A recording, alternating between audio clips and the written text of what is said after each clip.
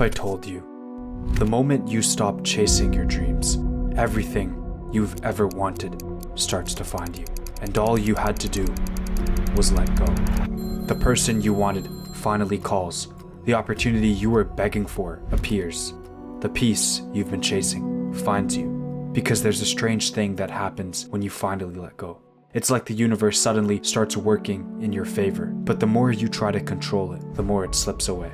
You felt it before. When you wanted something so badly that it controlled you, you thought about it constantly. And yet the harder you tried, the further it got. Not because you didn't deserve it, but because you were chasing it from a place of scarcity. You let the outcome decide how you felt. But what if the secret to getting everything you want is to stop needing it? It's called the Law of Detachment. And if you understand it, it can change your entire life.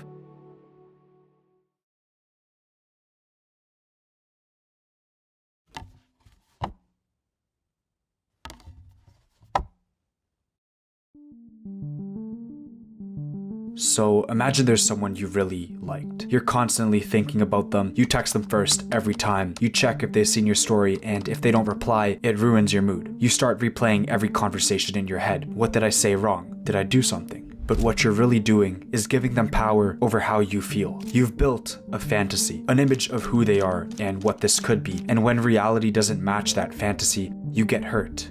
That's attachment. Tying your peace to an outcome you can't control. And here's the paradox. The more attached you are to something, the faster it slips away. When you're constantly available, constantly checking in, you're radiating this desperate energy that screams, I need this to feel whole.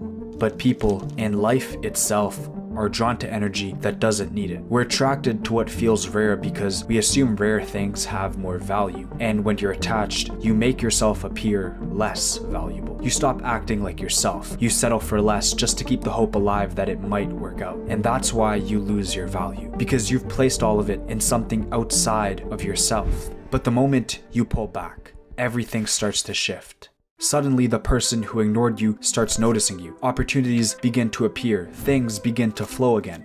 And it's not magic. It's detachment. It's like when you're looking for something you've lost. You can never seem to find it, but the moment you stop searching, it's right there in front of you. That's what letting go really is. It's not losing interest. It's losing the need to control the outcome. And that's when things finally start to fall into place.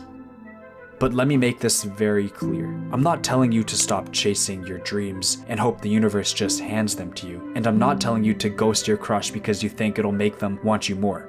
What I am telling you is to stop tying your happiness to how something turns out. If you like someone, tell them. If you want something, pursue it. Just don't let the outcome control your worth. You're not giving up. You're allowing everything to fall into place the way it's meant to. Because what's meant for you won't need to be forced. And what isn't meant for you won't stay, no matter how hard you try and hold on.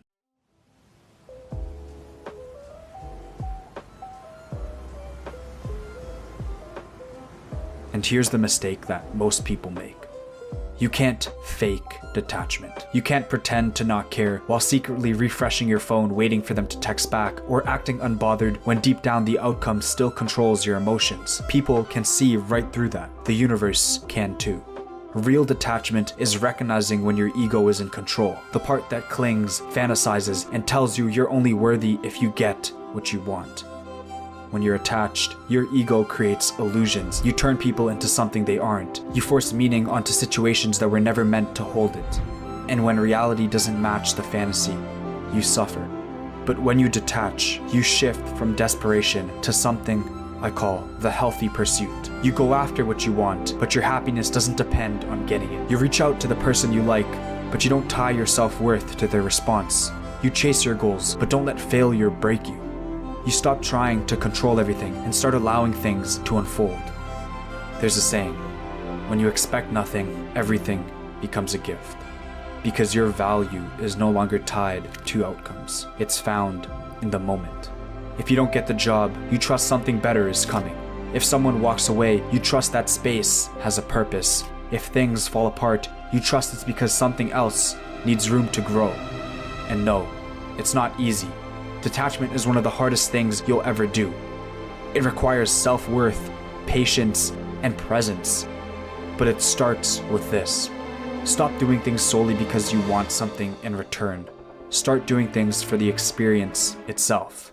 Because when you finally stop chasing, what's meant for you finally has the space to arrive.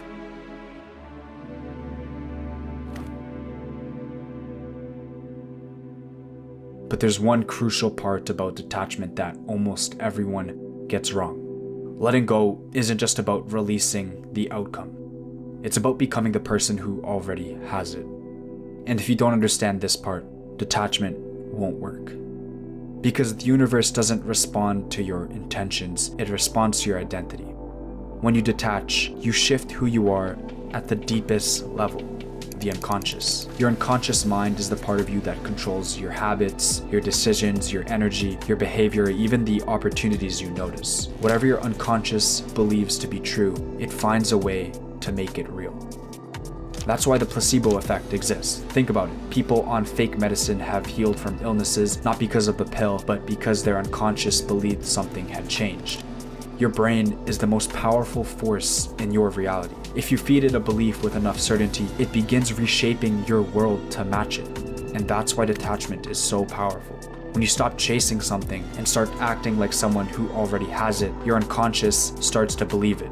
It becomes a self-fulfilling prophecy. If you dream of becoming an entrepreneur, start moving like one now. Prioritize your time, wake up with purpose, commit to your craft, carry yourself like someone who knows success is inevitable.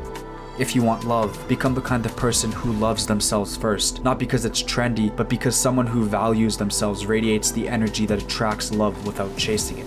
If you want opportunities, start showing up as the person who deserves them. Because you don't attract what you want, you attract what you are. And when you become the identity that aligns with your desires, you stop needing the outcome.